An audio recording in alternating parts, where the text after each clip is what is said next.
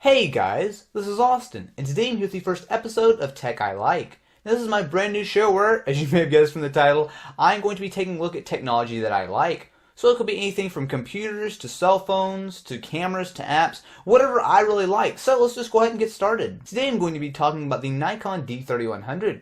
So this is the DSLR that I've been using for over a year now. I've got to say I really enjoy it. So not only does it have full 1080p capability, and of course you can use all the different Nikon lenses, but on top of that it's only 600 bucks. The D3100 is the camera that I use for pretty much all of my videos, including this one.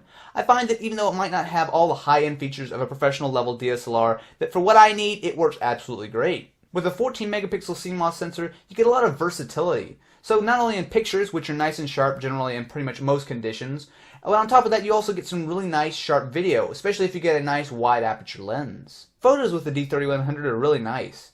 As you guys can see here, there's a lot of really fine detail that you can pick up in some images. And on top of that, there's also plenty of room for some nice depth of field depending on which lens you use. And of course, since it is a DSLR, you have full manual control over pretty much everything. So that includes manual focus, manual controls over ISO, shutter speed, aperture, you name it, you can pretty much handle it with the D3100. Something I personally like quite a bit is the size and weight. Now, while sure it might not have the full-size grip and the really heavy construction of some of the more professional models, overall I like it quite a bit. It's not all that heavy, so you can carry around and shoot with it all day long without any major, bodybuilding required. Of course, it's not a perfect package. Some of the things I wished it included was better manual control over the exposure. It's pretty much all automatic, and if you want to manually do anything with the exposure, for the most part it's just going to consist of hitting the exposure lock, kind of moving the camera around. It's not really all that great. On top of that, for video people like myself, and yes, video people, it's a term, look it up.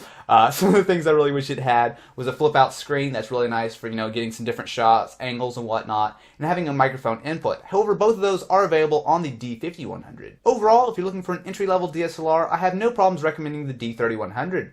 Of course, there are some good Canon models, such as the T2i and more notably the T3i. However, they're definitely quite a bit more expensive, and if you're not really looking to spend that kind of money on a camera, I think the D3100 is really nice. That's about it for this first episode of Tech I Like. If you guys enjoyed this video and you want to see more, definitely be sure to leave it a thumbs up. Let me know if you liked it or not, and if you have any comments, criticisms, you name it, feel free to leave them in the comment section below.